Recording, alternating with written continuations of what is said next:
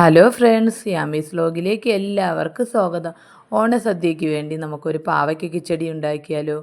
ആദ്യം തന്നെ നമുക്ക് ഇതേ വലിപ്പത്തിലുള്ള ഒരു പാവയ്ക്ക എടുത്താൽ മതി. ആ പാവയ്ക്ക നല്ലോണം വൃത്തിയായിട്ട് കഴുകിയതിന് ശേഷം അകത്തുള്ള അരിയെല്ലാം മാറ്റിയതിന് ശേഷം ഇതേപോലെ ഇത്ര കട്ടിയിൽ തന്നെ നമ്മൾ അരിഞ്ഞെടുക്കണം.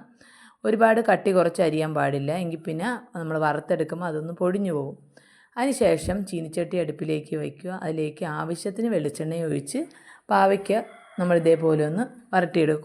കുറച്ചായിട്ട് വരട്ടിയെടുത്താൽ മതി. 2 പ്രാവശ്യമായിട്ടാണ് ഞാനിപ്പോൾ വരട്ടിയെടുക്കുന്നത്. അപ്പോൾ ഒരുപാട് മൂത്ത് പോകാൻ പാടില്ല, എങ്കിൽ കയ്പ്പ് രസം ഉണ്ടാകും. ഇതേ പരുവത്തിൽ നമ്മൊന്ന് അതിനുശേഷം നമുക്ക് അരപ്പ് തയ്യാറാക്കിയെടുക്കാം. അതിലേക്ക് ഒരു 5 ടേബിൾ സ്പൂൺ തേങ്ങയാണ് ഞാൻ ഇപ്പോൾ ചേർത്തിരിക്കുന്നത്. 1/4 ടീസ്പൂൺ ജീരകം കൂടെ ചേർത്ത് കുറച്ച് വെള്ളത്തിൽ കുറച്ചൊന്ന് അരച്ചതിന് ശേഷം എരിവുള്ള പച്ചമുളകാണെങ്കിൽ ഒരെണ്ണം, എരിവില്ലാത്തതിന് 2 ഇട്ട് നമുക്ക് ഇതേപോലെ ഒന്ന് നല്ലോണം ഫൈനായിട്ടൊന്ന് അരച്ചെടുക്കാം. അതിനുശേഷം ഇതേപോലെ ഒരു പാത്രം എടുക്കുക. പാത്രത്തിലേക്ക് ഞാനിപ്പോൾ ചട്ടിയാണ് എടുത്തിരിക്കുന്നത്, നിങ്ങൾക്ക് പാത്രം വേണമെങ്കിൽ പാത്രം എടുക്കാം.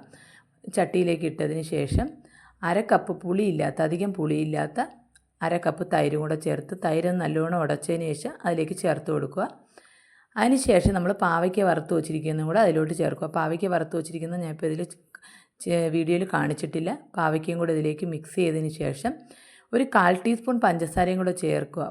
പഞ്ചസാര ചേർക്കുന്നതിന് എന്തിനെന്ന് വെച്ച് കഴിഞ്ഞാൽ ഈ കയ്പ്പ് രസവും പുളിപ്പും എല്ലാം കൂടെ ഒന്ന് ബാലൻസ് ചെയ്ത് കിട്ടുന്നതിന് വേണ്ടിയാണ്. ഇഷ്ടമില്ലാത്തവർ ചേർക്കണ്ട.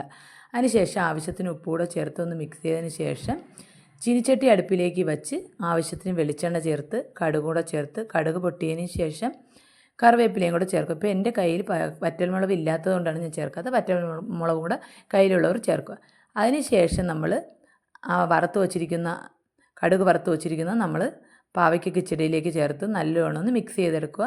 നല്ല രുചികരമായിട്ടുള്ള പാവയ്ക്ക കിച്ചടിയാണ്. നിങ്ങളിതൊന്ന് ട്രൈ ചെയ്ത് നോക്കുക. അധികം കയ്പ്പൊന്നും ഇല്ലാത്തതാണ്, നല്ല ടേസ്റ്റാണ്. ഇതൊന്ന് നിങ്ങൾ ട്രൈ ചെയ്ത് നോക്കുക. എൻ്റെ ചാനൽ ഇഷ്ടപ്പെടുകയാണെങ്കിൽ നിങ്ങളൊന്ന് എൻ്റെ ചാനൽ സബ്സ്ക്രൈബ് ചെയ്യുക. ഒപ്പം നിങ്ങൾ മറ്റുള്ളവർക്കായി ഇത് ഷെയർ ചെയ്ത് കൊടുക്കാനും മറക്കരുതേ.